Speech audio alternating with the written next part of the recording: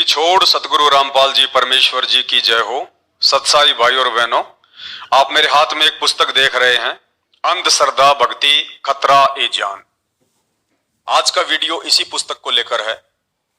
कुछ ही दिन पहले 22 अगस्त 2023 को राजस्थान के एक सुप्रसिद्ध news channel first India news channel, जिनका ऑफिस जयपुर में है, उन्होंने इसी पुस्तक को आधार बनाकर एक डिबेट का प्रोग्राम रखा था।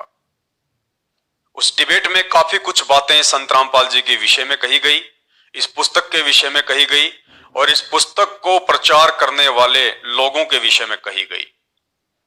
आज विशेष तौर पे हम ये जानने का प्रयास करेंगे कि इस डिबेट का आधार जिस पुस्तक को रखा गया है, क्या इस पुस्तक के लेखक में कोई कमी है?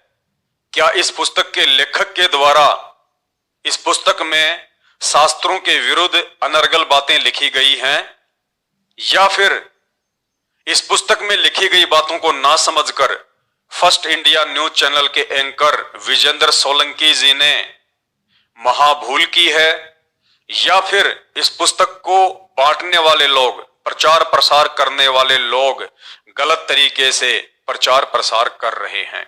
इन तीनों में से दोषी कौन है, आज के वीडियो का यही निष्कर्ष रहेगा। वीडियो की हम शुरुआत करें उससे पहले परमपिता परमेश्वर जी की वंदना करेंगे, उनसे आशीर्वाद प्राप्त करेंगे।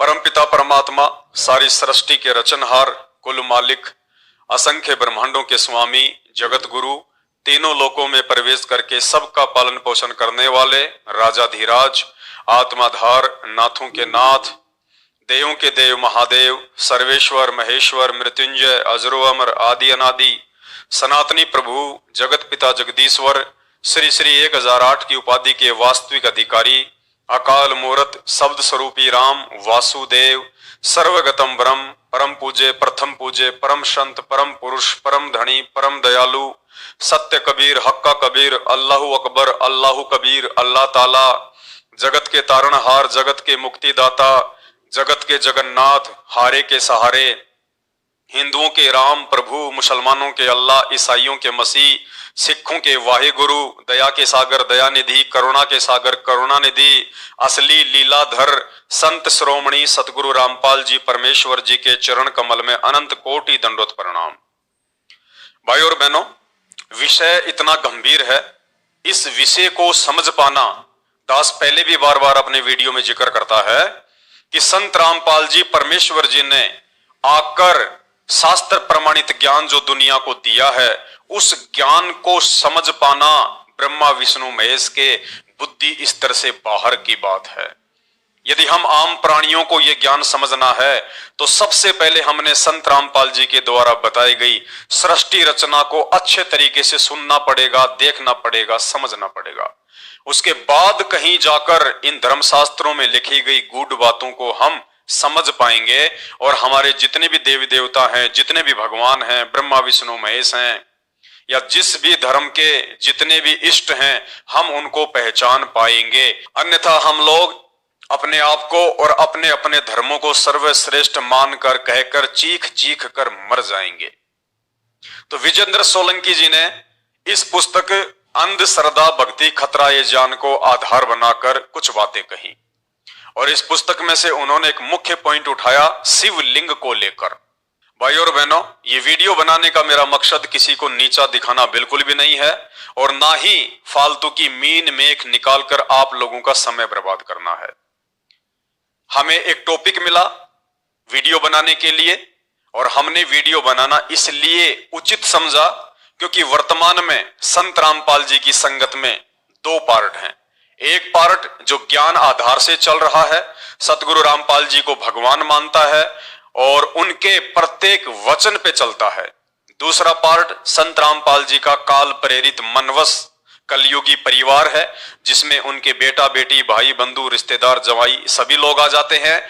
ये लोग संत रामपाल जी के वचनों को आधार बनाकर नहीं चलते, ये लोग संत रामपाल जी को परमेश्वर के रूप में नहीं मानते हैं। इसलिए इन लोगों की बुद्धि अध्यात्म को अभी तक नहीं समझ पाई, क्योंकि अध्यात्म का एक रूल है, गुरु मानुष कर जानते वो नर कहिए अंध, ओए दुखी संसार में आ गए यम के फंदे। जो व्यक्ति अपने गुरु को परमेश्वर मानकर भक्ति नहीं करेगा, उनकी सुसंगति नहीं करेगा, वो व्यक्ति कभी भी ना ही तो अपने गुरु को समझ पाएगा और ना ही गुरु के द्वारा लिखित पुस्तकों को समझ पाएगा। तो विजेंद्र सोलंकी जी ने शिवलिंग को लेकर मुख्य तौर पर अपनी डिबेट में टिप्पणी की। भाई और बहनों, सबसे पहले आपको वो पुस्तक दिखाते हैं। तो ये पुस्तक आपके सामने है, अंधश्रद्धा भक्ति खतरा ए जान। अंधश्रद्धा भक्ति खतरा ए जान, और इसमें लेखक के रूप में लिखा है संत रामपाल दास। इस पॉइंट को ध्यान रखना, आगे चल के हम ये साबित कर देंगे कि इस पुस्तक को संत रामपाल जी भगवान ने नहीं लिखा है। ये पुस्तक संत रामपाल जी के परिवार के द्वारा मनमुखी रूप से उनके नाम की आड़ में उनके भक्तों से दान धर्म ऐंठने के लिए और धर्म को धंधा बनाकर अपना पेट भरने के लिए लिखी गई है।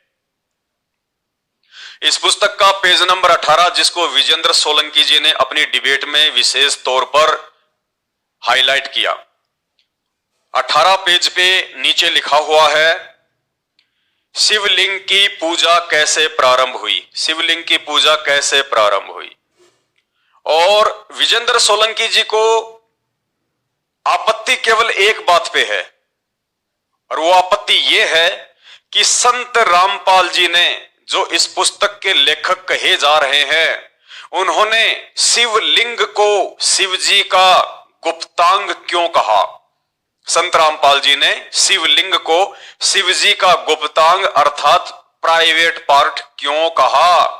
उन्हें केवल इसी बात पे ऑब्जेक्शन है और विजेंद्र सोलंकी को किसी बात पे कोई ऑब्जेक्शन नहीं है।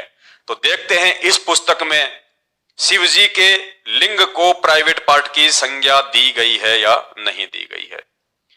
तो यहां पे इस पुस्तक में लिखा गया है, विवेचन, यह विवरण श्री शिव महापुराण खेमराज श्री कृष्णदास प्रकाश मुंबई द्वारा प्रकाशित शब्दा शब्द लिखा है। इसमें स्पष्ट है कि काल ब्रह्म ने जानबूझकर शास्त्र विरुद्ध साधना बताई है, क्योंकि यह नहीं चाहता कि कोई शास्त्रों में वर्णित साधना करे।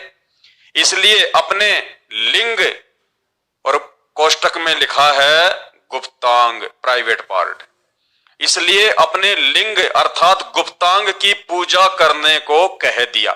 इसी शब्द को लेके First India News anchor Vijender Solanki ji को ऑब्जेक्शन हुआ, और उनका मानना था कि संत रामपाल जी इतने बड़े विद्वान होकर, इतने बड़े महापुरुष होकर, उनके भगत उन्हें परमेश्वर की संज्ञा देते हैं, स्वयंभू की संज्ञा देते हैं, महाज्ञानी बताते हैं।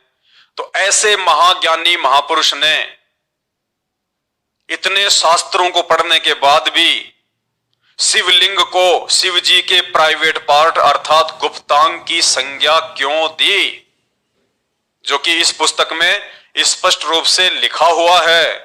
और भी एक जगह लिखा हुआ है, अपने लिंग अर्थात गुप्तांग का आकार दे दिया। यहां भी शिवलिंग को गुप्तांग की संज्ञा दी गई है, शिव जी के प्राइवेट पार्ट की संज्ञा दी है। बस इसी बात को लेके उन्होंने इस पूरी पुस्तक में ऑब्जेक्शन उठाया है। फिर पेज नंबर 20 पेज नंबर के ऊपर इस पुस्तक में शिवलिंग का ये चित्र लिखा गया है, जिसमें शिवलिंग का जो ये ऊपर का हिस्सा है, इसके विषय में यहां लिखा गया है, शिव का लिंग अर्थात गुप्तांग, यानी इस ऊपर के हिस्से को भगवान शिव के गुप्तांग का नाम दिया गया है। और ये जो नीचे का जो हिस्सा है, इसे माता पार्वती की योनि का रूप दिया गया है। ये देखिए, स्त्री के गुप्तांग का चित्र जिसमें शिवलिंग प्रविष्ट है, इसको क्या कहा गया है, स्त्री का गुप्तांग, और इसे कहा गया है भगवान शंकर का गुप्तांग। इस बात को लेके टीवी चैनल वालों को ऑब्जेक्शन हुआ और उन्होंने डिबेट रखी, कुछ लोगों को अपने डिबेट में बुलाया और 1 घंटे का उन्होंने प्रोग्राम चलाया। उसके बाद संत रामपाल जी के कलयुगी परिवार वालों ने जो भी लाखों की संगत को मैनेज कर रहे हैं अपने मनमुखी तरीके से, उन लोगों ने फर्स्ट इंडिया न्यूज चैनल और उनके एंकर के खिलाफ एक वीडियो बनाया और उस वीडियो का उन्होंने अपने अंध भक्तों के माध्यम से, अंध फॉलोवर के माध्यम से ट्विटर पे पूरा दिन प्रचार और प्रसार किया। जब विजेंद्र सोलंकी जी ने देखा कि ये लोग तो अब भी नहीं रुक रहे, अपनी मूर्खता पे कायम हैं, तो उन्होंने सोचा कि क्यों ना एक दूसरा शास्त्रार्थ का प्रोग्राम रखा जाए। क्योंकि भाई और बहनों, टीवी चैनल वालों को अपनी टीआरपी से मतलब है, उन्हें अपनी पब्लिसिटी से मतलब है, उन्हें धर्म से कोई मतलब नहीं होता, उन्हें शिवलिंग से कोई मतलब नहीं है, उन्हें हिंदू मुस्लिम सिख ईसाइयों से कोई मतलब नहीं है।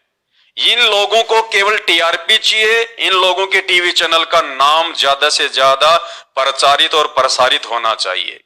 और जब First India News anchor Vijender Solanki ji ने देखा कि मैंने जो पहला प्रोग्राम 1 घंटे का इस पुस्तक के ऊपर रखा था, उसके बाद संत रामपाल जी के अंध फॉलोअर्स ने हमारे टीवी चैनल की टीआरपी को काफी हद तक ट्विटर पे बढ़ा दिया है। 25 लाख बार ट्विटर पे जाके ट्वीट किया गया, यानी बैठे बिठाए फर्स्ट इंडिया न्यूज चैनल को पब्लिसिटी मिल गई। तो फर्स्ट इंडिया न्यूज चैनल ने देखा कि ये तो बहुत अच्छी बात है, इतना प्रचार प्रसार तो हम भी नहीं कर पाते अपना, तो क्यों ना इन मूर्खों को एक बार फिर से उकसाया जाए और फिर ये दोबारा ट्विटर पे, सोशल मीडिया पे हमारे न्यूज चैनल का प्रचार प्रसार करें।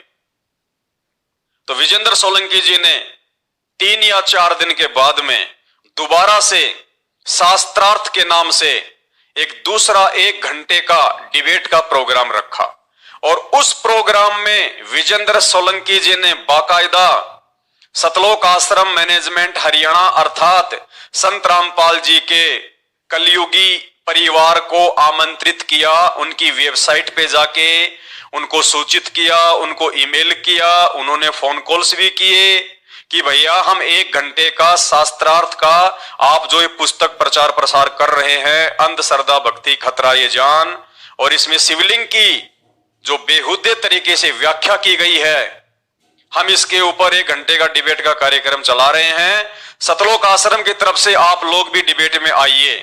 तो भाई और बहनों, आपको जानकर बड़ा आश्चर्य होगा और ये दुख भी होगा कि जो लोग अपने आप को महाज्ञानी कहते हैं, परम ज्ञानी कहते हैं, तत्वदर्शी संत के शिष्य कहते हैं और कहते हैं कि हम तो संत रामपाल जी के परिवार से हैं, हम उनके बेटा बेटी हैं, उनके रिश्तेदार हैं, हमें संत रामपाल जी ने जो ज्ञान दे दिया उस ज्ञान के आगे तो ब्रह्मा विष्णु महेश भी हमारे साथ में डिबेट करने की हिम्मत नहीं रखते।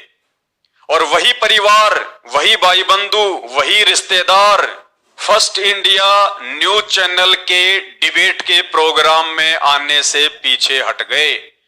बार बार उनके बुलाने पर भी संत रामपाल जी की तरफ से कोई भी व्यक्ति शास्त्रार्थ के लिए आगे नहीं आया। क्यों नहीं आया? क्योंकि उनको अच्छे से पता चल गया कि यदि तुम टीवी चैनल पर शिवलिंग को लेके डिबेट करने के लिए जाओगे तो तुम्हारी पोल पट्टी खुल जाएगी। क्यों? क्योंकि इस पुस्तक में इस तरह की बेहुदा बातें, ये शास्त्र विरुद्ध अनर्गल बातें संत रामपाल जी ने नहीं लिखी है। ना ही संत रामपाल जी ने 27 वर्षों के अपने भक्ति इतिहास में अपने किसी भी वीडियो सत्संग में या सन 2014 उनके जेल जाने से पहले उन्होंने जितना भी साहित्य प्रकाशित किया है, जितनी भी पुस्तकें लिखी हैं, संत रामपाल जी ने अपनी किसी भी पुस्तक में अपने साहित्य में शिवलिंग को शिव जी के गुप्तांग अर्थात प्राइवेट पार्ट की संज्ञा नहीं दी है। आगे आपको संत रामपाल जी का वीडियो भी दिखाएंगे। उससे पहले आपको एक छोटा सा 1 मिनट का video first India news channel का दिखाते हैं, जिन्होंने संत रामपाल जी के परिवार को अर्थात सतलोक आश्रम मैनेजमेंट हरियाणा को शास्त्रार्थ के लिए आमंत्रित किया, लेकिन सतलोक आश्रम की तरफ से पीछे पैर हटाते हुए किसी भी प्रकार का कोई भी जवाब टीवी चैनल को नहीं दिया गया और शास्त्रार्थ के लिए वो लोग उपस्थित नहीं हुए। हमने एक डिबेट की। डिबेट का शीर्षक था आस्था या अज्ञान। हमने वो डिबेट की और उस डिबेट के अंदर रामपाल की पुस्तकों का विवेचन किया और उसमें जो चीजें हमें मिली उस आधार पर हमने जो हमारे साथ प्रवक्ता मौजूद थे, जो धर्माचार्य मौजूद थे, उनके साथ बातचीत। जयपुर के सोडाला थाने में धार्मिक भावनाओं को भड़काने और आहत करने के मामले भी दर्ज हुए, उसको भी हमने शामिल किया। लेकिन इसके बाद बाकायदा रामपाल के भक्त कहिए या जो उनको चलाते हैं, सतलोक, वहां से लगातार कमेंट आने शुरू हुए। उन्होंने कहा कि अधूरा ज्ञान दिया गया है, किताब को पढ़िए जरा, अपने धर्म ग्रंथों को, वेदों को, पुराणों को पढ़िए जरा, उनकी विवेचना कीजिए जरा। कल दिन भर फर्स्ट इंडिया जवाब तो देना पड़ेगा, आखिर ऊंट आया पहाड़ के नीचे, और इसके अलावा ना जाने क्या क्या ट्विटर पर ट्रेंड करते रहे। और कल दिन भर लगभग 25 लाख से ज्यादा ट्वीट। फर्स्ट इंडिया ने स्पष्ट किया कि इस पर अभी और शास्त्रार्थ होना बाकी है, तो हमने इस पर एक और डिबेट रखी। सोचा कि चलिए कुछ और पन्नों को खंगाला जाए, कुछ और पन्नों पर लिखी बातों को सामने लाया जाए, और इसके लिए हमने बाकायदा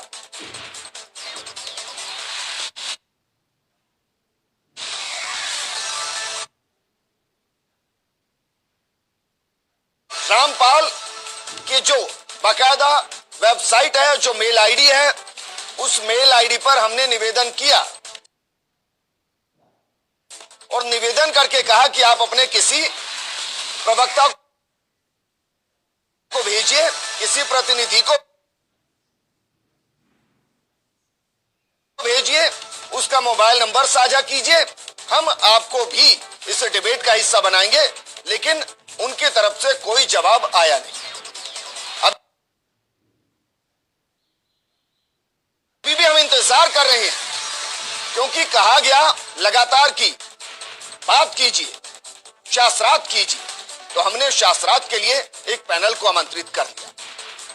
देखते हैं इस 1 घंटे के प्रोग्राम के अंदर क्या वाकई में जो रामपाल के समर्थक हैं या जो उनको डिफेंड कर रहे हैं, क्या वाकई में उनकी तरफ से कोई आता है, किसी का मोबाइल नंबर आता है, किसी का नाम आता है, क्या वो प्रोग्राम में जोड़ने की कोशिश करते हैं, क्योंकि हम करेंगे शास्त्रार्थ। उसके बाद जैसे ही हम साध संगति से जुड़े हुए संत रामपाल जी भगवान की संगत के दूसरे पार्ट के सत्सेवक भाई बहनों को इस बात का पता चला कि एक टीवी चैनल वाला संत रामपाल जी के भक्तों को बार बार डिबेट के लिए आमंत्रित कर रहा है, और संत रामपाल जी का कलयुगी परिवार, जिन्होंने संत रामपाल जी के नाम की आड़ में धर्म को धंधा बना रखा है, जगह जगह अपने फर्जी आश्रम खोलकर अपनी रोजी रोटी, अपनी कमाई का धंधा चला रखा है, ये लोग डिबेट से पीछे हट चुके हैं। तो परमेश्वर ने हमको सद्बुद्धि दी, और आपका ये छोटा भाई पवन दास, मैंने उस डिबेट को देखने के बाद में personally first India news channel के डिजिटल हेड श्री शिशिर अवस्थी जी को पर्सनली कॉल किया। मैंने उनसे बातचीत की और मैंने उनसे कहा कि अगली बार जब भी आपका डिबेट का प्रोग्राम हो, आप मुझे जरूर इनवाइट करें, चाहे किसी भी प्रकार की आध्यात्मिक क्षेत्र की डिबेट क्यों ना हो। राजनीति की बातें हैं तो हम कुछ नहीं बता पाएंगे, अन्य कोई मुद्दा है हम कोई डिबेट नहीं कर पाएंगे। हाँ, यदि आध्यात्मिक क्षेत्र का कोई भी मुद्दा हो और विशेषकर हमारे परम पूज्य सतगुरु रामपाल जी भगवान को लेकर, उनके सत्संगों को लेकर, उनके साहित्य को लेकर, तो आप आधी रात को मुझ पवन दास को फोन कर सकते हैं। मैंने मेरा ईमेल आईडी और मेरा फोन नंबर पर्सनली उनके व्हाट्सएप पे भेज दिया। दास ने पर्सनली कॉल करके उनको बताया। एक 2 मिनट की छोटी सी कॉल रिकॉर्डिंग है, आप सुन लीजिए। हेलो सर नमस्कार। हाँ सर मैं सतलोक आश्रम हरियाणा से बोल रहा हूँ, हाँ जयपुर में रहता हूँ। हाँ हाँ पवन दास नाम है मेरा। हाँ आजकल जो ये डिबेट चल रही है आस्था और श्रद्धा के नाम वाली, तो इस पे जो डिबेट रखी गई थी जो दूसरे दिन, उसमें कोई सतलोक आश्रम की तरफ से कोई मेल या कोई फोन आया है या फिर नहीं आया? कैसे सतलोक आश्रम से नहीं लिया? बुलाया तो था शायद, आया नहीं शायद। तो सर आप रख लीजिए फिर दोबारा एक बार कभी भी, मैं तैयार हूँ आने के लिए। देखेंगे इसको अगर होता है दोबारा, क्योंकि फिर मुद्दे को बेफजूल में ज्यादा खींचने का मतलब नहीं। अगर हाँ लगता है विल डेफिनेटली कॉल यू। नहीं सर आप एक डिजिटल हेड होके कह रहे हैं कि मुद्दे को ज्यादा खींचने की जरूरत नहीं है, जबकि आप लोग बार बार उस पर डिबेट पे आ रहे हैं। सर आप तो कम से कम ऐसे वर्ड ना बोलिए। आपने कहा ना, आपने कहा कि दोबारा रख लीजिए, तो मैंने कहा रख लीजिए अगर लगेगा उसके हिसाब से ठीक है, टीआरपी के हिसाब से। और नहीं सर लगना चाहिए ना। देखिए सर देख रहे हैं तो definitely we will go with. Sir Santram Pal ji की तरफ से तो अभी तक कोई आया ही नहीं, तो मुद्दा तो सर रुकना नहीं चाहिए ना। तो अब सर मैं उनकी तरफ से आ रहा हूँ, संतराम पाल जी की तरफ से। भाई मेरे पास तो संत रामपाल जी के मैनेजर सारे टच में हैं अधिकतर लोग, तो उनकी तरफ से कोई ऑफिशियल मेरे पास आएगा डेफिनेटली, राइट। सर आप कहो तो मैं आपके ऑफिस में आके मैं जो है मेरी एंट्री करवा दूं। सर ऑफिशियल क्या है और इससे ज्यादा नहीं, ऑफिशियली वो रामपाल जी का अगर वर्जन आता है तो हम उसको कोट करें। सर ना उनका भाई आएगा, ना उनके बेटा बेटी आएंगे, ना उनकी पत्नी आएगी, कोई नहीं आएगा सर। ये सारे के सारे लोग ये पाखंडी है, ये उनके नाम पे अपना धंधा कर रहे हैं। ये लोग नहीं आएंगे सर। इन लोगों के भरोसे तो आप लोग बैठे रहोगे अकेले डिबेट के लिए। सर मैं जयपुर में रहता हूँ, मेरा नाम पवन दास है, मैं संत रामपाल जी का फॉलोवर हूँ और मैं सर डिबेट करने के लिए तैयार हूँ, चाहे कोई भी मुद्दा क्यों ना हो। बिल्कुल अगर रखते हैं तो definitely I will call you. तो सर ये मेरा नंबर है, प्लीज मैं आपसे रिक्वेस्ट करूंगा आप मुझे जरूर इन्फॉर्म करें। बिल्कुल इन्फॉर्म करें। Thank you. तो भाई और बहनों, यदि इन फ्यूचर कभी भी फर्स्ट इंडिया न्यूज चैनल पे डिबेट होती है संत रामपाल जी को लेके, तो मैं उम्मीद करूंगा कि फर्स्ट इंडिया न्यूज चैनल वाले मुझ पवन दास को जरूर इनवाइट करेंगे। और ये मेरे लिए बड़ी खुशी की बात होगी कि मैं अपने गुरुदेव की तरफ से उनका प्रतिनिधि बनके अंध समाज को, जो भक्ति और भगवान के नाम पे भटके हुए हैं, उनको जागरूक करने का थोड़ा सा प्रयास करूंगा। तो भाई और बहनों, जैसे ही फर्स्ट इंडिया न्यूज चैनल वालों ने दूसरे दिन शास्त्रार्थ के नाम से 1 घंटे की डिबेट फिर इसी पुस्तक को लेके चलाई, जिस डिबेट में संत रामपाल जी की तरफ से उनके परिवार का कोई भी मेंबर उपस्थित नहीं हुआ, उस डिबेट में विजेंद्र सोलंकी जी ने एक छोटी सी बात कही थी शिवलिंग को लेके कि जब हम फॉर्म भरते हैं तो वहां पे एक जगह लिखा जाता है लिंग और उसमें मेल या फीमेल लिखा जाता है। तो विजेंद्र सोलंकी जी ने कहा कि इस हिसाब से तुम सतलोक आश्रम मैनेजमेंट हरियाणा वालों के हिसाब से तो वहां पे लिंग का मतलब होना चाहिए गुप्तांग या फिर प्राइवेट पार्ट।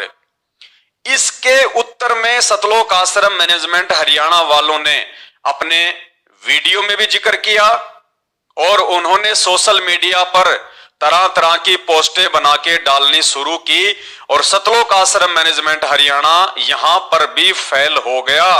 अच्छे तरीके से वे लोग विजेंद्र सोलंकी के इस फोरम वाले जवाब को काउंटर नहीं कर पाए और सतलोक आश्रम मैनेजमेंट हरियाणा ने इसके जवाब में क्या कुछ कहा, क्या कुछ लिखा, पहले आप उनका एक छोटा सा वीडियो देखिए, उसके बाद जो उन्होंने सोशल मीडिया पर पैम्पलेट बनाकर वायरल किए हैं वो मैं आपको स्क्रीन पे दिखाऊंगा। सुनिए पहले वीडियो। आप अपना फॉर्म भरते होंगे, उस फॉर्म में एक जगह लिखा होता है लिंग। क्या लिखते हैं उसमें? स्त्री या पुरुष, मेल या फीमेल, यही लिखते हैं ना। तो यहां जो मुझे समझ में आता है, क्योंकि संस्कृत भाषा थी, शिवलिंग मतलब शिव का वो रूप, वो स्वरूप, वो प्रतीक जो निराकार है। क्योंकि शिव जी को हम 2 रूप में पूजते हैं, एक साकार जिनके हाथ में त्रिशूल है, गले में नाग है, सिर पर चंद्र है और त्रिपुंड लगे हुए हैं, और दूसरा उनका निराकार रूप, वो रूप जिसको हम कभी देख नहीं सकते। आपने कहा जैसे हम कोई फॉर्म भरते हैं उसमें एक जगह लिखा होता है लिंग, मतलब क्या लिखना है उसमें? स्त्री लिंग लिखना है या पुल्लिंग लिखना है? मतलब पुरुष लिखना है या स्त्री लिखना है? मेल लिखना है या फीमेल लिखना है? स्त्री का मतलब स्त्रीलिंग और पुरुष का मतलब पुल्लिंग। पुल्लिंग मतलब पुरुष का प्रतीक, स्त्रीलिंग मतलब स्त्री का प्रतीक। अब श्रीमान जी आप खुद ही सोचिए कि स्त्री व पुरुष की पहचान उसके प्राइवेट पार्ट से ही तो होगी। अब देखिए वो पैम्पलेट जो इन्होंने सोशल मीडिया पे वायरल किया, आप स्क्रीन पर देख सकते हैं। मैं आपको मोबाइल में जो है पढ़ के बताऊंगा। नमस्ते फर्स्ट इंडिया न्यूज चैनल, धन्यवाद श्रीमान विजेंद्र सोलंकी जी। आपने दिनांक 22 अगस्त 2023 को आस्था या अज्ञान नामक डिबेट करके अद्वितीय पहल की है। यही श्रेष्ठ मार्ग है सत्य तथा असत्य का निर्णय करने का। परंतु दुख की बात यह है कि आप जैसे व्यक्ति शिक्षित है फिर भी अपने धर्म ग्रंथों से परिचित नहीं है। आप जिसका विरोध कर रहे हो कि पुस्तक अंधश्रद्धा भक्ति खतरा ए जान में जो प्रकरण है, आपका कहना है कि लिंग उसका अर्थ संत रामपाल जी महाराज ने गुप्तांग अर्थात प्राइवेट पार्ट किया है, जो गलत है। परंतु आपने उसका अर्थ प्रमाण के द्वारा बताया जो इस प्रकार है। यानी विजेंद्र सोलंकी जी ने लिंग का क्या अर्थ बताया। आपके शब्दों में जैसे हम कोई फॉर्म भरते हैं उसमें लिखा होता है पुल्लिंग स्त्रीलिंग, जिसमें पुल्लिंग पुरुष का प्रतीक है, स्त्रीलिंग स्त्री का प्रतीक है। श्रीमान जी, स्त्री व पुरुष की पहचान उसके प्राइवेट पार्ट से ही होती है। यानी सतलोक आश्रम मैनेजमेंट हरियाणा ने यहां यह साबित कर दिया कि स्त्री और पुरुष की पहचान केवल उसके लिंग अर्थात गुप्तांग अर्थात प्राइवेट पार्ट से ही होती है। लिखा हुआ आप देख सकते हैं। तो मेरा एक छोटा सा सवाल है सतलोक आश्रम मैनेजमेंट हरियाणा वालों से, संत रामपाल जी के मनवश कलयुगी काल प्रेरित परिवार से, भाई आप लोगों के अनुसार यदि स्त्री और पुरुष की पहचान का केवल एक ही तरीका है, उसका गुप्तांग, उसका प्राइवेट पार्ट, तो भाई आप लोगों ने जितने भी फर्जी आश्रम वर्तमान में संत रामपाल जी के जेल जाने के बाद अपने धार्मिक धंधे के लिए खोल रखे हैं, और उन आश्रमों में लाखों की संख्या में भाई बहन सत्संग सुनने के लिए सेवा करने के लिए जाते हैं जब भी आप वहां पे कोई सत्संग का प्रोग्राम रखते हैं। और जहां तक मेरा विचार है, आप लोगों ने स्त्रियों के बैठने के लिए अलग से व्यवस्था कर रखी है और भाइयों के बैठने के लिए अलग से व्यवस्था कर रखी है। और आपका कहना कि स्त्री और पुरुष की पहचान केवल उसके गुप्तांग से होती है, लिंग से होती है, प्राइवेट पार्ट से होती है। तो जब आप अपने आश्रमों में आने वाली भीड़ को, स्त्री और पुरुषों को अलग अलग जगह पे बैठाते हैं, तो क्या आप लोग सबसे पहले उन सब का लिंग चेक करते हैं? क्या आप उन औरतों को और उन पुरुषों को किसी एक कमरे में ले जाके या सबके सामने उनको निर्वस्त्र करके उनके सारे के सारे जो है कपड़े उतरवा के आप पहले ये चेक करते हैं कि इनका लिंग क्या है, इनमें स्त्री कौन है और इनमें पुरुष कौन है? क्या उसके बाद फिर आप स्त्रियों को स्त्रियों की जगह बैठाते हैं और पुरुषों को पुरुषों की जगह बैठाते हैं? क्योंकि आप लोगों के अनुसार दूसरा तो कोई तरीका है ही नहीं स्त्री और पुरुष की पहचान का। आप स्वयं कह रहे हैं कि लिंग ही एकमात्र साधन है स्त्री और पुरुष की पहचान का। लेकिन भाई और बहनों, हम सब जानते हैं आवाज से भी पहचान की जा सकती है स्त्री और पुरुष की, शारीरिक जो है बनावट से भी पहचान होती है स्त्री और पुरुष की, उसके वस्त्रों से भी पहचान होती है स्त्री और पुरुष की। तो सतलोक आश्रम मैनेजमेंट हरियाणा का ये काउंटर, ये दावा भी बिल्कुल खारिज किया जाता है, बिल्कुल बेहुदा है, ये गलत है, इसका कोई जो है सिर पैर नहीं है। अब भाई और बहनों, हम चलते हैं अपने मुद्दे के ऊपर। और मुद्दा क्या है? ये पुस्तक अंधश्रद्धा भक्ति खतरा ए जान, क्या ये पुस्तक संत रामपाल जी ने लिखी है? और अगर संत रामपाल जी ने पुस्तक लिखी है तो क्या संत रामपाल जी के विचार शिवलिंग को लेके उसके गुप्तांग से हैं? क्या संत रामपाल जी भी शिवलिंग का अर्थ शिव जी का प्राइवेट पार्ट या उसका गुप्तांग ही समझते हैं? या फिर संत रामपाल जी के नाम पे, उनके नाम की आड़ में अपने धार्मिक धंधे के लिए इस पुस्तक को समाज में बिकवा कर और फिर लोगों को भक्ति से जोड़कर चंदे के नाम पे, दान धर्म के नाम पे अपनी दुकान चलाने वाले उनके परिवार ने लिखी है? पुस्तक अंधश्रद्धा भक्ति खतरा ए जान, पेज नंबर 18। दास आपको एक बार फिर से दिखा देता है। जहां जहां भी संत रामपाल जी का नाम लेकर शिवलिंग को गुप्तांग की संज्ञा दी गई है, ये देखिएगा, इसलिए अपने लिंग कोष्टक में गुप्तांग की पूजा करने को कह दिया। अर्थात संत रामपाल जी ने शिवलिंग को गुप्तांग की संज्ञा दी है। उसके बाद में अपने लिंग गुप्तांग का आकार दे दिया गया 2 जगह, और उसके बाद ये चित्र भी बनाया गया है जो मैं आपको पहले ही समझा चुका हूं, पढ़ा चुका हूं। अब भाई और बहनों, समझने की बात इसमें एक ही है कि ये जो पुस्तक है अंधश्रद्धा भक्ति खतरा ये जान, ये पुस्तक सन 2014 बरवाला कांड के बाद संत रामपाल जी भगवान के जेल जाने के बाद में लिखी गई है। संत रामपाल जी के रहते सहते इस पुस्तक को नहीं लिखा गया है। ये पुस्तक संत रामपाल जी के परिवार ने, उनके कुछ फॉलोवर ने मिलके अपने हिसाब से अपनी घटिया सोच को प्रदर्शित करते हुए लिखा है। इस पुस्तक से संत रामपाल जी का किसी भी प्रकार का कोई लेन देन नहीं है और ना ही संत रामपाल जी ने कभी भी शिवलिंग को गुप्तांग की संज्ञा दी है या शिवलिंग को शिव जी का प्राइवेट पार्ट कहा है। सन 1994 से संत रामपाल जी भक्ति मार्ग का ज्ञान दे रहे हैं और सन 1994 से लेकर सन 2014 जब वो जेल गए तब से लेकर उन्होंने कभी भी शिवलिंग को शिव जी के गुप्तांग की संज्ञा नहीं दी, ना उन्होंने कभी अपने लाखों सत्संगों में इस बात का जिक्र किया।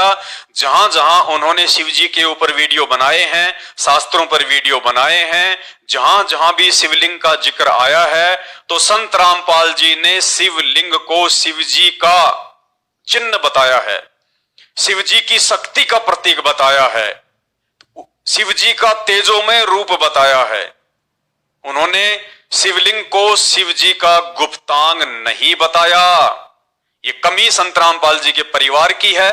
उस परिवार के पीछे अंधे होके चल रहे लाखों की संख्या में भगत समाज की है, जो ना ही तो संत रामपाल जी के सत्संग सुनते हैं और सुनते हैं तो उन सत्संगों पर विचार नहीं करते। और जैसा संत रामपाल जी के परिवार के द्वारा उस लाखों की भीड़ को कह दिया जाता है, संत रामपाल जी का नाम लेकर ये लोग आंखों पर काली पट्टी बांधकर गांधारी की तरह उनको फॉलो करते चले जाते हैं। और ये सब बातें आगे चल के काल प्रेरणा से संत रामपाल जी की अर्थात कबीर परमात्मा की बदनामी का कारण बनती है। अब ये पुस्तक संत रामपाल जी ने क्यों नहीं लिखी? जब तक आपको हम इसका कोई ठोस सबूत नहीं देंगे तो आपके गले ये बात नहीं उतरेगी। और हम सत्सेवकों की ड्यूटी संत रामपाल जी भगवान ने इसी बात की लगाई है कि बच्चों, मेरे नाम से ये काल मेरे परिवार में कुप्रेरणा करके या जो लोग मेरी मर्यादा तोड़ चुके होंगे, जो लोग अपने गुरु को भगवान नहीं मानेंगे, उनके सिर पे काल बैठ जाता है और काल फिर अपने हिसाब से उन आत्माओं को हैंडल करता है। तो हमारी ड्यूटी गुरुदेव भगवान ने केवल इसी बात की लगाई है कि बच्चों, मेरे नाम की आड़ में यदि मुझे कोई बदनाम करता है, मेरे भक्ति मार्ग को बदनाम करता है, मेरे नाम से पुस्तकें लिख लिख के यदि कोई अपनी अज्ञान सोच समाज पे थोपता है, तो बच्चों तुम उस अज्ञान और पाखंड का भांडाफोड़ करना, उसके लिए परमेश्वर ने हमें ये ज्ञान योग, ये बुद्धि जो है प्रदान की है। तो चलिए अब हम साबित करते हैं कि ये पुस्तक संत रामपाल जी ने लिखी है या नहीं है। इसके लिए हमारे को एक दूसरी पुस्तक का सहारा लेना पड़ेगा और दूसरी पुस्तक का नाम है भाई और बहनों, ये पुस्तक है सृष्टि रचना। ये देखिएगा, ये कोई मैंने अपने हाथों से नहीं लिखी है, इसलिए मैं आपको काफी पेज दिखाऊंगा।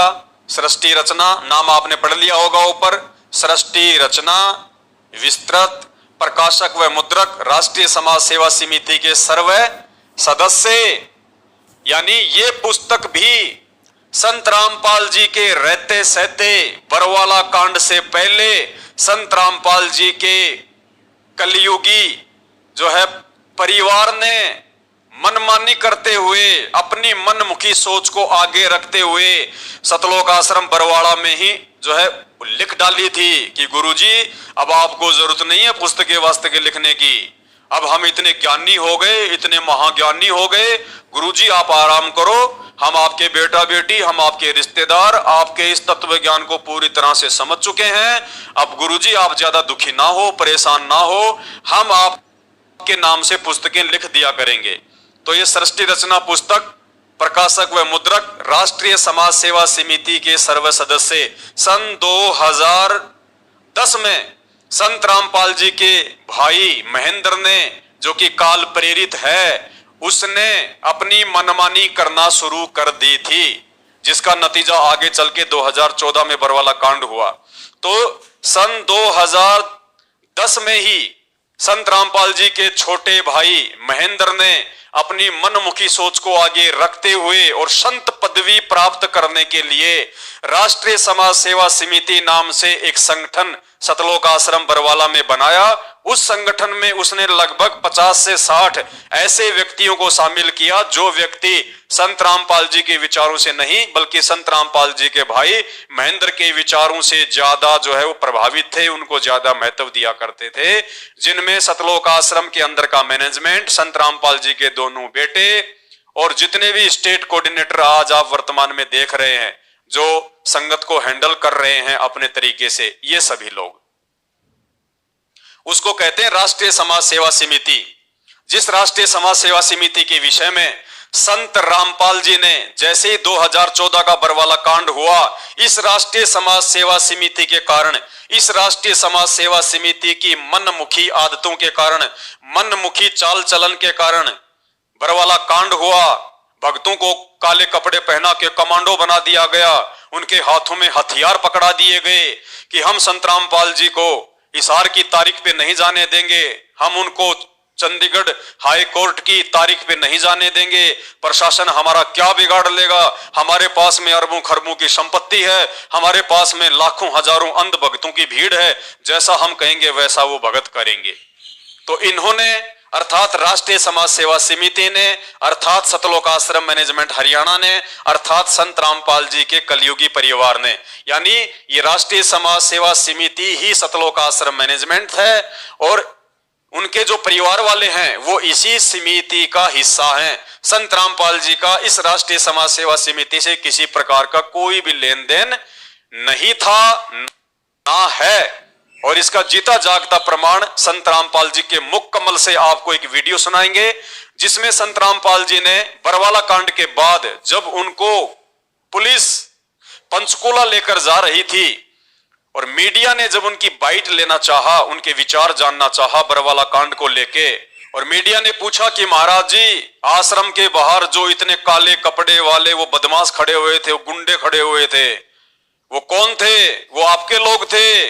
तो संत रामपाल जी ने मीडिया के सामने, सभी न्यूज चैनलों के सामने, पूरी दुनिया के सामने स्पष्ट रूप से वीडियो में अपने मुख कमल से ऐलान किया और क्या कहा कि वो मेरे नहीं थे, यानी वो बाहर जो काले कपड़े पहन के जो गुंडे खड़े हुए थे ना, वो मेरे आदमी नहीं थे। तो मीडिया वालों ने कहा कि महाराज जी वो किसके थे? तो संत रामपाल जी ने कहा राष्ट्रीय समाज सेवा समिति के थे, मेरे नहीं थे।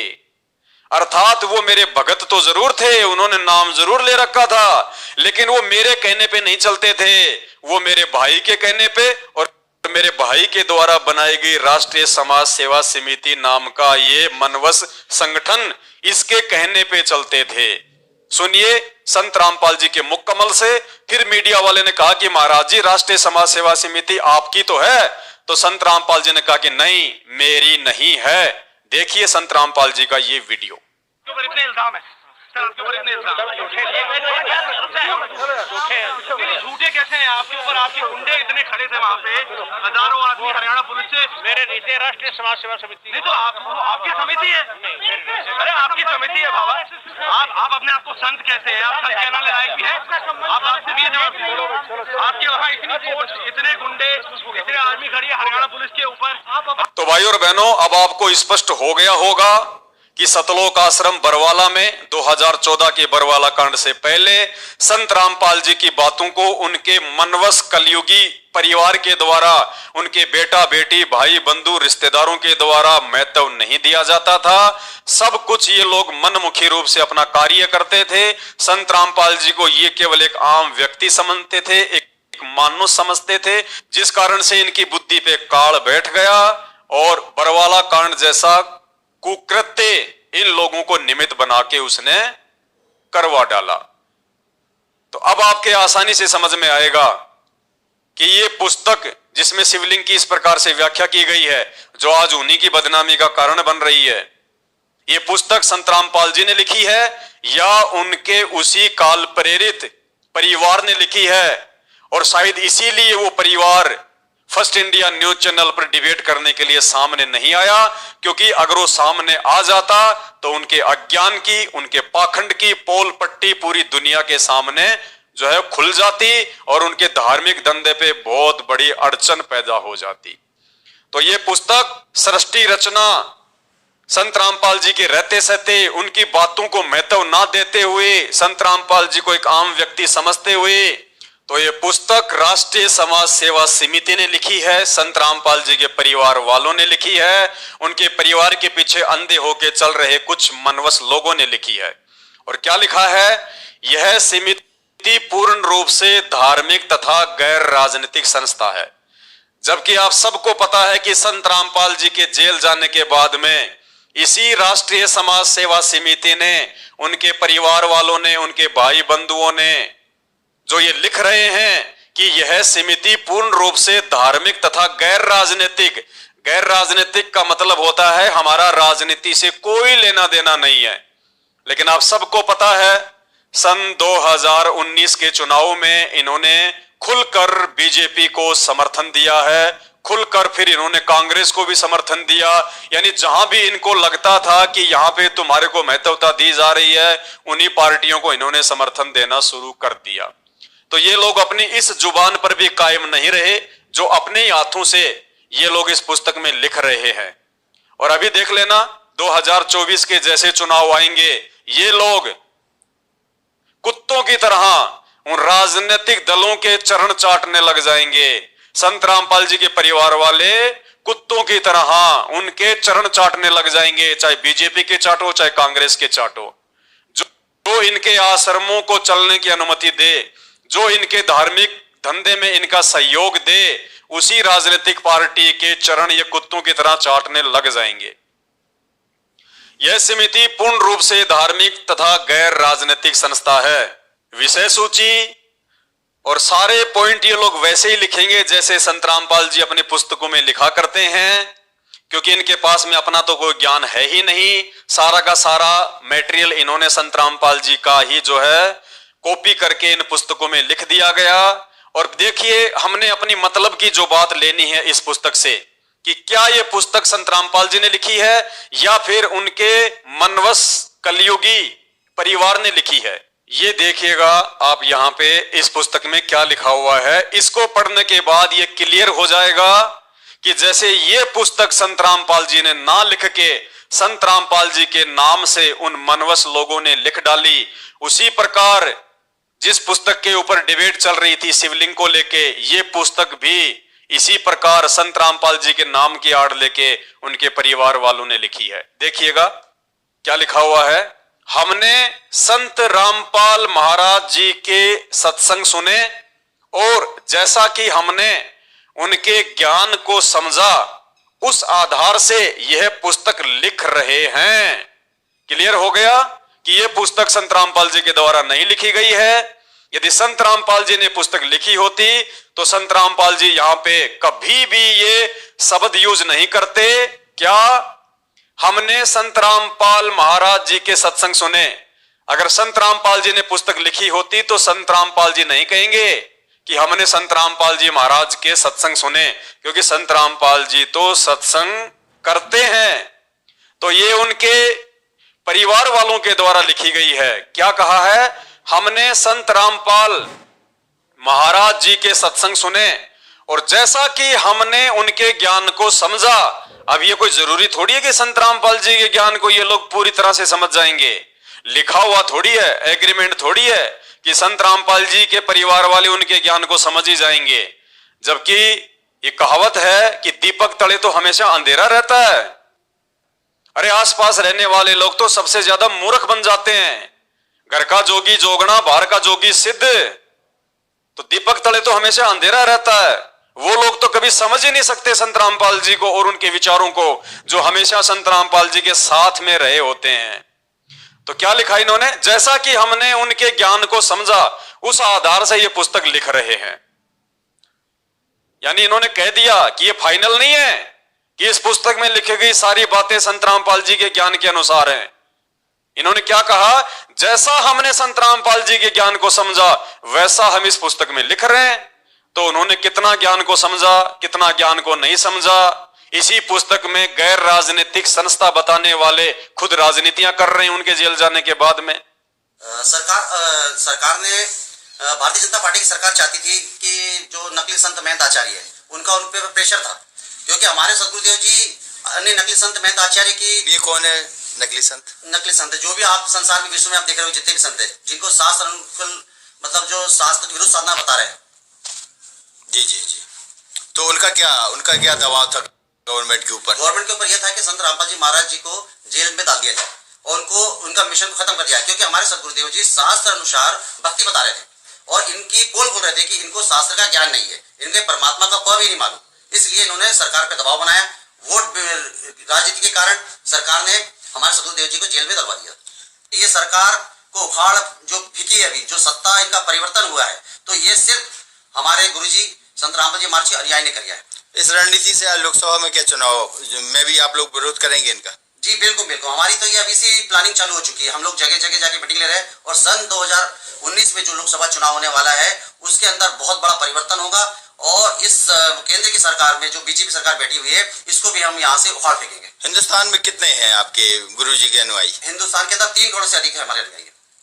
तो सभी क्या मानेंगे आपकी बात? बिल्कुल बिल्कुल, यहाँ तो हमारे सदगुरुदेव जी के जो अनुयायी है, जो सदगुरुदेव जी के आदेश के ऊपर अपना सर कटाने को तैयार रहते हैं। और अभी मैं आपको यह भी बताना चाहूंगा कि आप बोल रहे 3 करोड़, हम 3 करोड़ से ज्यादा वोटिंग करवा सकते हैं, क्योंकि हमारे जो भगत है उनके रिश्तेदार है, दोस्त है, भाई है, हम उनसे भी निवेदन करेंगे, रिक्वेस्ट करेंगे कि इस अन्याय सरकार का साथ ना दे और इस सरकार के खिलाफ हमें वोट करना है। सर क्या एक्चुअल में क्या है कि जो भारतीय जनता पार्टी की सरकार को आरएसएस चलाती है और आरएसएस नहीं चाहती है कि हमारे ऊपर कोई भी संत महंत आ जाए, क्योंकि हमारे सदगुरुदेव जी शास्त्र अनुसार जो सदभक्ति बता रहे हैं, तो इससे अन्य नकली संत महंतों की पोल खुल रही है। इस कारण इन नकली संत महंत आचार्य सरकार से मिलकर, और सरकार को मालूम है कि इनके पास में पूरा वोट बैंक है, तो वो हमारे सदगुरुदेव जी इसलिए उन्होंने जेल में डलवाया।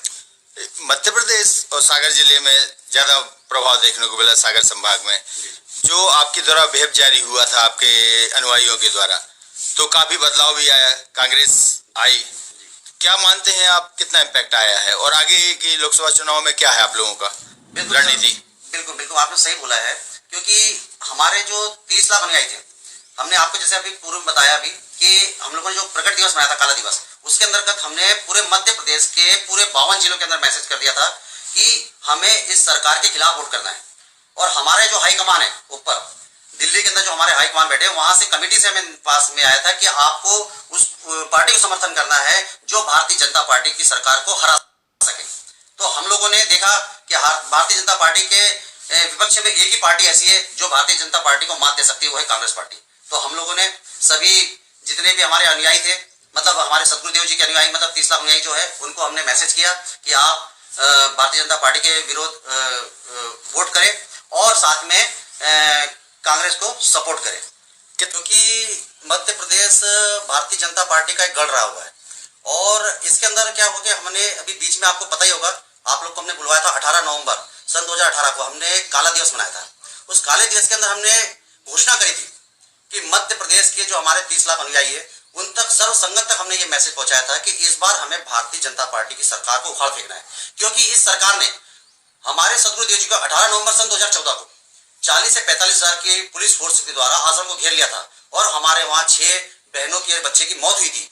तो इस और उसका मुकदमा, झूठा मुकदमा हमारे सदगुरुदेव जी पे बनाकर हमारे सदगुरुदेव जी को जेल में डाल दिया गया था। तो इससे हमारे सर्व संगत जो है बिल्कुल। आज यहाँ आए हुए सभी लोगों को मैं सबसे पहले नमस्कार करता हूँ। मैं अपना परिचय दे दूं, मेरा नाम डॉक्टर चांद राठी है और मेरा नाम कोई इतना बड़ा नहीं है कि मैं कोई जाना माना चाह रहा हूँ, लेकिन मैं एक ऐसी संस्था से जुड़ा हुआ हूँ जो बहुत ही जानी मानी और इस समाज में क्रांति लाने वाली संस्था है। मेरा सबसे बड़ा परिचय ये है कि मैं संत रामपाल जी महाराज जी का शिष्य हूँ।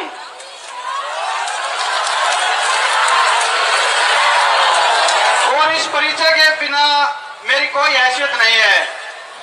आज जो हम यहाँ पर इकट्ठा हुए हैं वो हम कांग्रेस के हाथ को मजबूत करने के लिए आए हुए हैं।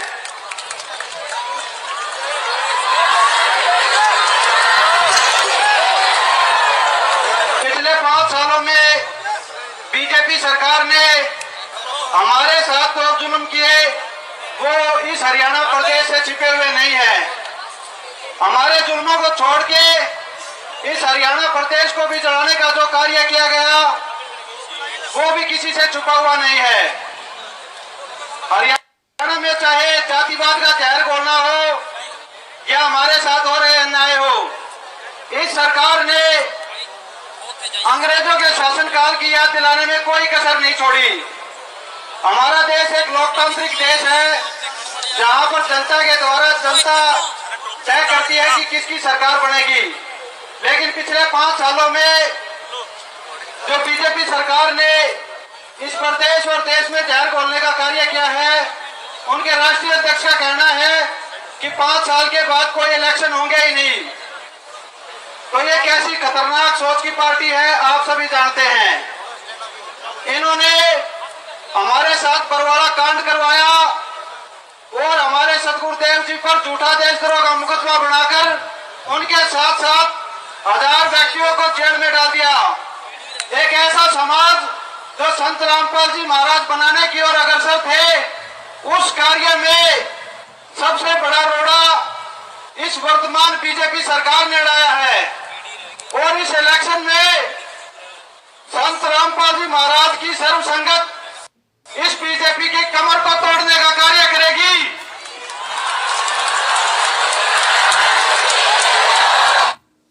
तो भाई और बहनों, ये जो पुस्तकें हैं, ये पुस्तकें संत रामपाल जी के द्वारा नहीं लिखी गई हैं और यही कारण है कि आज संत रामपाल जी इन पुस्तकों को लेके समाज में निंदा के पात्र बन रहे हैं।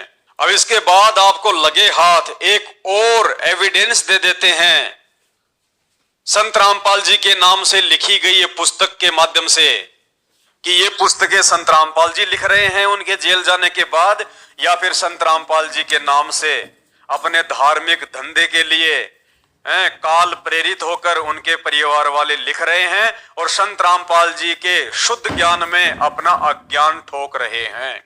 भाई और बहनों, ये पुस्तक है मेरे हाथ में गरिमा गीता की। ये पुस्तक बहुत ज्यादा बांटी जाती है। ये पुस्तक भी बरवाला कांड 2014 के बाद में लिखी गई है। कब? बरवाला कांड 2014 के बाद। और मेरे बहुत सारे भगत भाई जो संत रामपाल जी के शिष्य और शिष्या हैं, इस पुस्तक को जगह जगह बांटते हुए आपको दिखाई भी दे जाएंगे। लेकिन क्या करें, सबसे बड़ी जो कमी है एक भगत की वो यही है कि वो खुद पहले इन पुस्तकों को पढ़ता नहीं, पढ़ता है तो समझता नहीं और दूसरों को समझाने के लिए निकल लेता है मार्केट में और फिर अपने गुरु की बदनामी का कारण बनता है। तो ये पुस्तक है गरिमा गीता की। इस पुस्तक से भी आपको ये साबित कर देंगे कि ये पुस्तक संत रामपाल जी ने नहीं लिखी है। इस पुस्तक को भी संत रामपाल जी के परिवार के द्वारा ही लिखा गया है और इन्होंने इस पुस्तक में भी संत रामपाल जी के ज्ञान में अपना अज्ञान ठोक दिया। देखिएगा, ये पुस्तक है गरिमा गीता की। पुस्तक आपके सामने है, गरिमा गीता की। यही पुस्तक है जो मेरे हाथ में है, गरिमा गीता की। और ये देखिए, पूर्ण परमात्मा ने नमः गरिमा गीता की, गीता का दिव्य सारांश। और इसमें देखिए फिर यहां पे संत रामपाल जी का नाम लिख दिया गया है। खुद पुस्तकें लिखते हैं नाम संत रामपाल जी का। लेखक संत रामपाल दास महाराज कबीर पंथी। ठीक है, पुस्तक में संत रामपाल जी का नाम लिख दिया गया है। अब हमने ये देखना है क्या वास्तव में यदि इस पुस्तक को संत रामपाल जी ने लिखा है तो क्या इस पुस्तक में संत रामपाल जी वाला ही ज्ञान है। देखिएगा, हम चलते हैं इस पुस्तक के पेज नंबर 28 पर।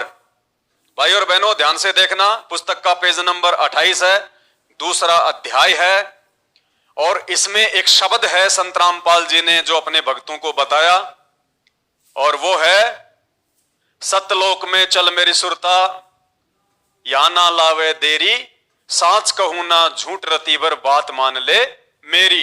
प्रथम जाना सत्संग के मां, चर्चा सुनिए आत्म ज्ञान की, सुन के सत्संग जागी नहीं तो तू पूछ सवान की। संत रामपाल जी कह रहे हैं कि सत्संग सुन के भी यदि कोई नहीं जागा तो कहते हैं वो कुत्ते की पूछ है। और ये कुत्ते की पूछ इस पुस्तक से साबित हो जाएगा कि उनका कलयुगी परिवार है। तीर्थ व्रत ये पितृ पूजा कोन्या किससे काम की, हे लेके नाम गुरु से भक्ति करिए कबीर भगवान की। मत सुनना मन शैतान की, ये चौकस गाल घेरी, काल लोक में कष्ट उठावे ये कोन्या तेरा ठिकाना, मात पिता संतान संपत्ति का तू झूठा बुनरी ताना।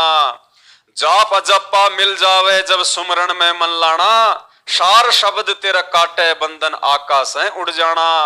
त्रिकुटी में आना है सुरता मतना भटके बेरी, त्रिकुटी में पहुंच के सुरता चारों ओर लखावे। शब्द गुरु फिर प्रकट होवे उससे ब्याह करवावे, नूरी रूप गुरु का होके तेरे आगे आगे जावे। सतलोक में सेज बिछी तेरे चौकस लाड लडावे, जन्म मरण मिट जावे हे सुरता हो आनंद काया तेरी। सतलोक में जाके सुरता संकट कट जा सारे, अलख लोक और अगम लोग के दिखे सभी नजारे।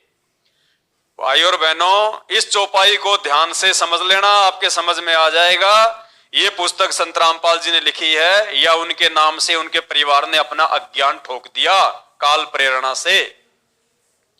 सतलोक में जाके सुरता संकट कट जा सारे, अलख लोक और अगम लोक के दिखे सभी नजारे। लोक अनामी जावेगी वहां कोन्या मिले चौबारे। लोक अनामी, सतगुरु रामपाल जी भगवान ने बताया कि सतलोक से ऊपर 3 लोक और हैं, सतलोक, अलख लोक, अगम लोक और अनामी लोक। तो क्या कह रहे हैं यहां पे, लोक अनामी यानी सबसे ऊपर वाले लोक में जब तू जाएगी, लोक अनामी जावेगी वहां कोन्या मिले चौबारे। और भाई और बहनों, इसको बहुत ध्यान से पढ़ना। आत्मा और परमात्मा वहां भी रहते न्यारे न्यारे। ये देखिएगा पेज नंबर 28 है, गरिमा गीता की। सभी भाई बहन जो संत रामपाल जी के फॉलोवर हैं, जो आंखें बंद करके इस पुस्तक को बेच रहे हैं, वो भी अच्छे से आंख कान खोल के देख ले, सुन ले। लोक अनामी जावेगी वहां कोन्या मिले चुबारे, आत्मा और परमात्मा वहां भी रहते न्यारे न्यारे।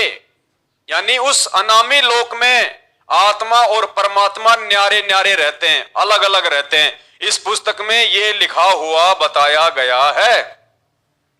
जबकि संत रामपाल जी ने क्या बताया कि लोक अनामी जावेगी वहां कोन्या मिले चौबारे, आत्मा और परमात्मा वहां भी कोन्या रहते न्यारे। संत रामपाल जी तो अपने शब्दों में हजारों बार, लाखों बार उन्होंने यही कहा कि अनामी लोक में जाने के बाद आत्मा और परमात्मा अलग अलग नहीं होते, बल्कि आत्मा परमात्मा के अंदर ही समा जाती है। और इस पुस्तक में क्या लिखा हुआ है, आत्मा और परमात्मा वहां भी रहते न्यारे न्यारे। बिल्कुल संत रामपाल जी के ज्ञान के विरुद्ध, ज्ञान के खिलाफ।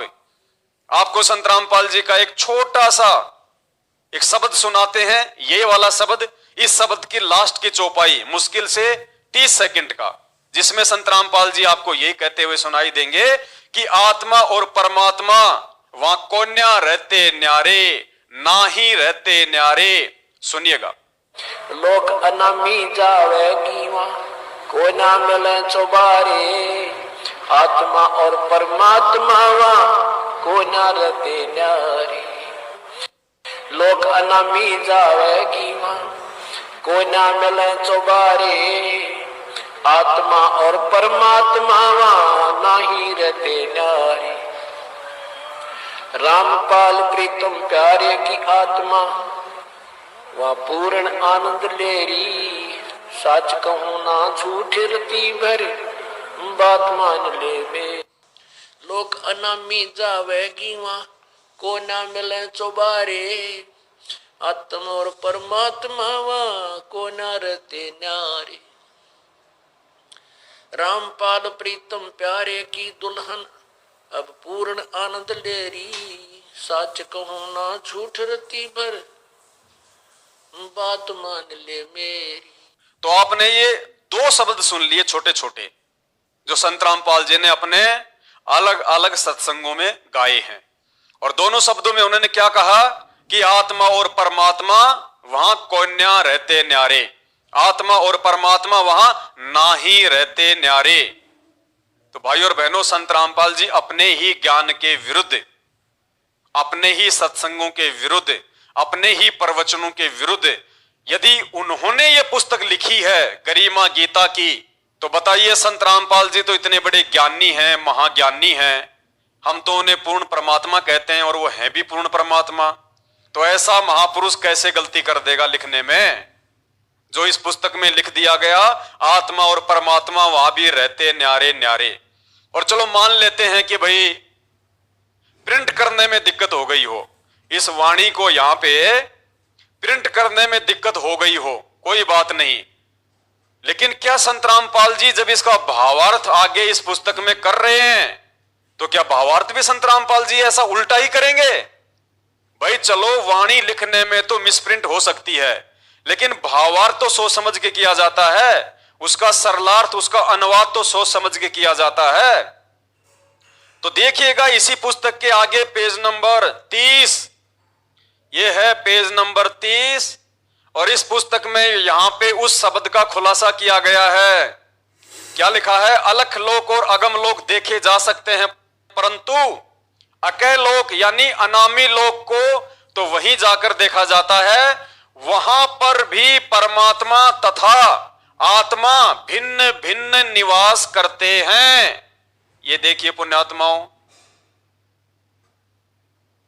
वहां पर वाणी में भी संत रामपाल जी के ज्ञान के विपरीत लिखा गया है। संत रामपाल जी तो कहते हैं कि आत्मा और परमात्मा वहां कोन्या रहते न्यारे, और वाणी में इन्होंने लिख दिया इस पुस्तक में कि आत्मा और परमात्मा वहां भी रहते न्यारे न्यारे।